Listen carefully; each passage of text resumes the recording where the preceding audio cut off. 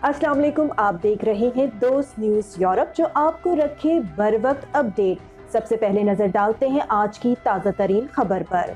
Pakistani socialist रहनुमा मोहम्मद इकबाल चौधरी हाफिज अब्दुल रज़ाक की दावत पर Luc Andres member Spain parliament तर्जुमान अमूर इमिग्रेशन सोशलिस्ट पार्लिमानी ग्रुप सेक्रेटरी बराए इमिग्रेशन पॉलिसी सोशलिस्ट पार्टी के एजाज में ज़िशान कबाबिश रेस्टोरेंट पर शाही का एहतमाम किया गया, जिसमें पाकिस्तानी कम्युनिटी के नुमाया शख्सियात ने शिरकत की। शाही तकरीब से मोहम्मद इकबाल चौधरी, जावेद मुगल, हसनात मुस्तफ़ा, हाशमी नवीद अहमद अंदलसी और हाफिज अब्दुल रज़ाक ने खिताब किया और पाकिस्तानी कम्युनिटी के मसाइल की जानिब तवज्जो मबज़ूल कराई। खास तौर पर पाकिस्तान और स्पेन के दरमियान दोहरी शहरियत का मुआहदा के अलावा दीगर मसाइल भी ज़ेर बहस लाई गए। पाकिस्तानी कम्युनिटी के अलावा स्पेनिश और लातिन अमेरिकन तारकीन वतन ने भी इशाइया तकरीब में शिरकत की। मेंबर पार्लियामेंट लक अंद्रेस ने खिताब करते हुए कहा है कि पाकिस्तान और स्पेन के दरमियान एक मुआहदा साइन हो सकता है, जिसके तहत वर्कर्स स्पेन में आकर काम कर सकते हैं, जिसका दुरानिया 4 साल हो और 4 सालों में हर साल बंदा वापस पाकिस्तान जाए और दोबारा अगले साल काम के लिए आए।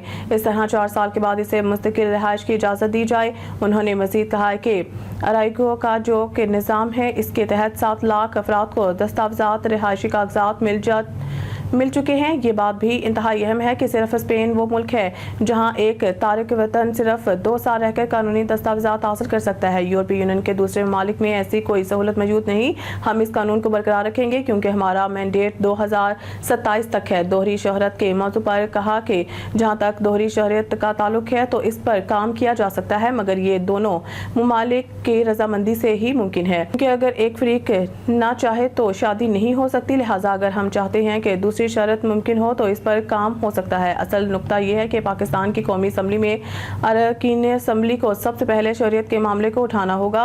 इस ज़मन में आपके सफ़ीर का किरदार बहुत अहम है। आपका बहुत बहुत शुक्रिया कि आपने मुझे दावत दी। ये पहला मौका है कि पाकिस्तानी कम्युनिटी के साथ बैठा हूँ। पहली बात तो ये है कि मैं खुद भी एक तारिकीन वतन हूँ और दूसरी बात यह कि मैं यहाँ किसी रुकन असम्बली के तौर पर नहीं आया, बल्कि एक भाई की हैसियत से आया हूँ।